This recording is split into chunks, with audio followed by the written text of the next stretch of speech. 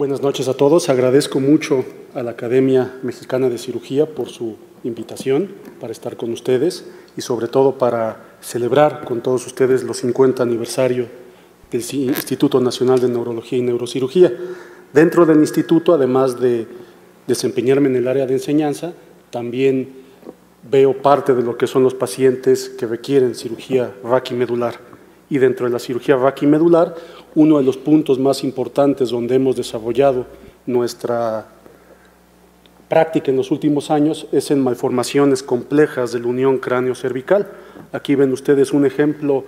muy dramático de lo que podemos tener cuando hay pacientes que tienen padecimientos crónicos, muchas veces subdiagnosticados, que tardan mucho tiempo en llegar con nosotros y a pesar del grado de estrechez que ven ustedes y de grado de compresión medular que se ve en los dos casos, son pacientes que llegan en una condición neurológica todavía muy rescatable. La anatomía de la unión cráneo-cervical es una anatomía compleja. Recuerden ustedes que las vértebras C1 y C2 son muy distintas al resto de las vértebras de la economía, por ser, además de las que más movimiento llevan, las responsables de sostener todo lo que es el peso del cráneo. Recordemos que C1 es únicamente un anillo con dos partes, un anillo anterior, un anillo posterior, y C2 es una pirámide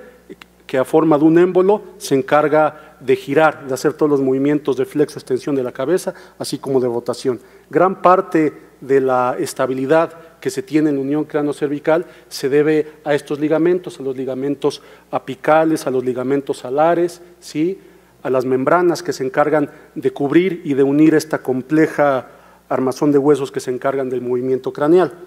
Además de la complejidad que tiene desde el punto de vista óseo, también hay que remarcar la gran cantidad de estructuras que pasan por la zona, independientemente de las estructuras medulares, de las estructuras nerviosas, pues también está la arteria vertebral, que muchas veces en los abordajes es uno de los puntos que más tenemos que cuidar para evitar una lesión grave al paciente. Las malformaciones craneovertebrales o los problemas de la unión craneovertebral, pues los podemos dividir someramente en dos grandes grupos, los grupos congénitos, como este caso, donde hay problemas de segmentación muy complejas, tanto del odontoides como de los cóndilos, como incluso del clivus, así como los problemas de incompetencia de la fosa posterior, donde se presenta la enfermedad de Chiari como uno de los principales patologías que manejamos en el instituto. Además de estas patologías congénitas, hay una gran cantidad de patologías adquiridas, principalmente traumáticas, las fracturas del odontoides, también problemas de osificación como la enfermedad de Payet y neoplasias que también pueden alterar la morfología de la unión cráneo-cervical. Es muy común también que veamos niños donde se tiene que hacer un diagnóstico temprano de la unión cráneo-cervical. Sabemos que en todos estos síndromes, en la acondroplasia, en el Klippel-Feil, en el Larsen, en el Morquio, ¿sí?, en muchas facomatosis, hay alteraciones importantes de la unión cráneo-cervical y es importante hacer un diagnóstico temprano para dar un tratamiento oportuno. Esta plática la voy a centrar más que todo en la evolución que ha tenido el tratamiento de la invaginación basilar y como es una conferencia histórica de lo que se ha hecho a lo largo de 50 años en el instituto, pues voy a hablar también de los distintos tipos de sistemas que se han utilizado para estabilizar la unión cráneo-cervical. La invaginación basilar clásica se entiende como el problema congénito, el problema que vemos de nacimiento, que muchas veces asocia también a asimilación del arco posterior de C1, a malformaciones en la segmentación de C2, así como múltiples alteraciones tanto en la conformación de los vasos sanguíneos como en la disposición del sistema ligamentario. Impresión basilar se refiere más que todo a las formas adquiridas, resultado de alteraciones metabólicas, tumores, infecciones, etc. Lativasia es un aplanamiento de la base de cráneo con o sin impresión basilar. Hablando ya más precisamente de la invaginación basilar, es la forma congénita más frecuente de hipoplasia occipital que se manifiesta con un prolapso del odontoides hacia el tallo cerebral, comprimiendo todo lo que es el sistema vértebro-basilar, invade el foramen. Esto se asocia también muchas veces a la cranalización de C1, a problemas de hipoplasia del vacío occipucio, de los cóndilos y muchas veces asociación con la malformación de Chiari y la siringomielia. Aquí es muy importante, sobre todo por la frecuencia de la enfermedad de Chiari, que se haga un diagnóstico oportuno de la asociación del Chiari con los problemas de invaginación basilar, porque si un paciente que tiene malformación de Chiari es sometido únicamente a una descompresión, que es la cirugía clásica, que sirve más o menos para el 60% de los casos, podemos producirle una inestabilidad craneocervical y empeorar mucho la sintomatología. Para hacer el diagnóstico de los problemas de unión craneocervical, de forma muy somera hay muchas medidas, pero las más clásicas es la línea de Chamberlain, donde una invaginación de más de 6 milímetros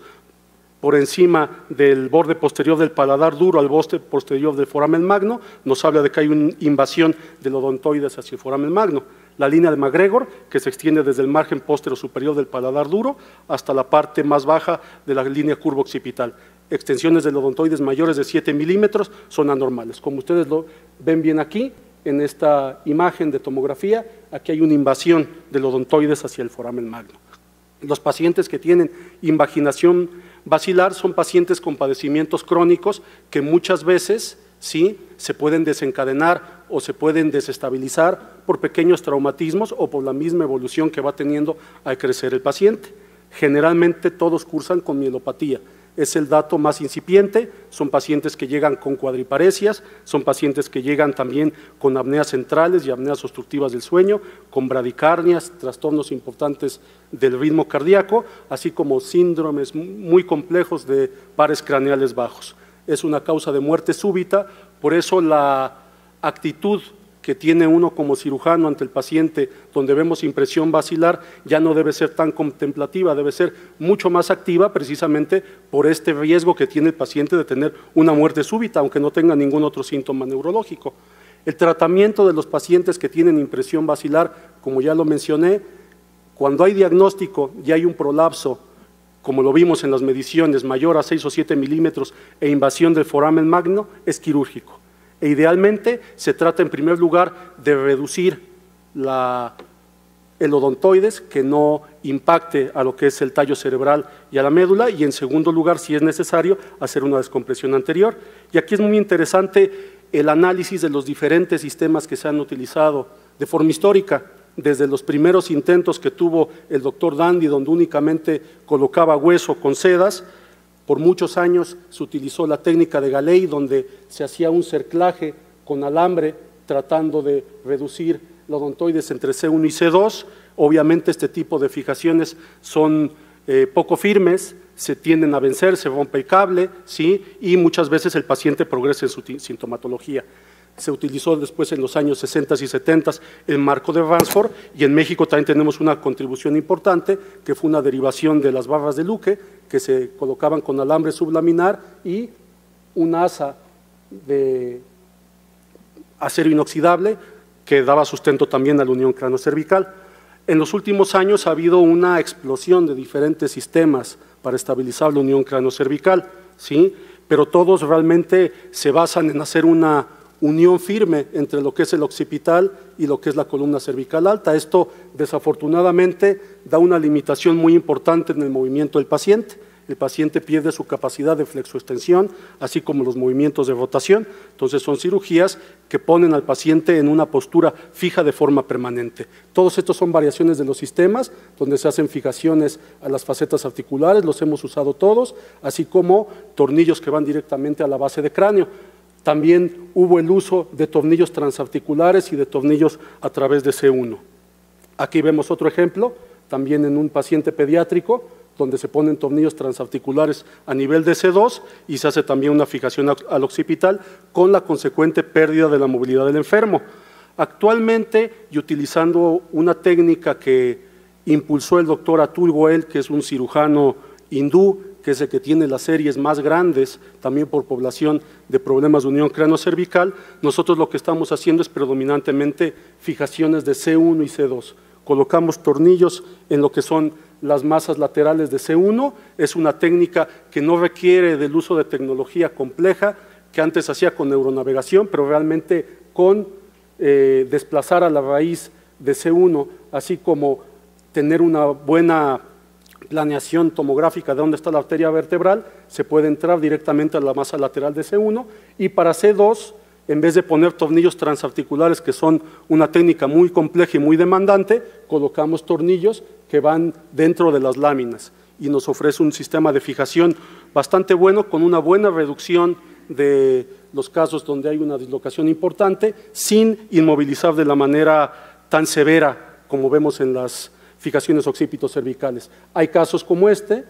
paciente que tenía una dislocación importante, que tenía una invaginación basilar, una separación importante del arco anterior de C1 con el odontoides, una malformación compleja de todos los cóndilos, y aquí no era posible acceder de forma adecuada a las masas laterales de C1, entonces en este paciente se optó por una descompresión y por una fijación tradicional occipito-cervical. Los pacientes donde logramos un adecuado restablecimiento del odontoides y logramos una descompresión y una reducción adecuada de la impresión basilar, ese es el tratamiento. Pero hay pacientes donde desafortunadamente es tan importante y tan alterada la anatomía y la compresión de la unión bulbo-cervical, donde tenemos que hacer descompresiones anteriores. Las descompresiones anteriores actualmente en el instituto, gracias al entrenamiento que ha tenido el doctor Gómez Amador con endoscopía y el doctor Juan Bargés en los trabajos que verán más adelante, la podemos hacer por vía endoscópica. Aquí requerimos primero una fijación posterior, después una reducción, y aquí ven un ejemplo también de una malformación compleja de la unión cráneo-cervical, una impactación muy severa del bulbo, ¿sí?,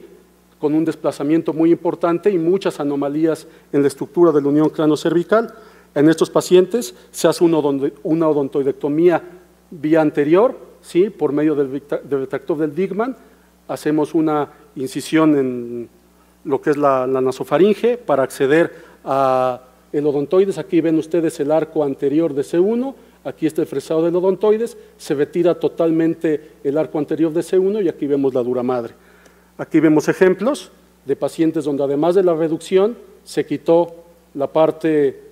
más eminente del odontoides, la punta del odontoides, para lograr una descompresión y una estabilización de la unión cráneo-cervical con los tornillos en las masas laterales de C1 y los tornillos en las láminas de C2.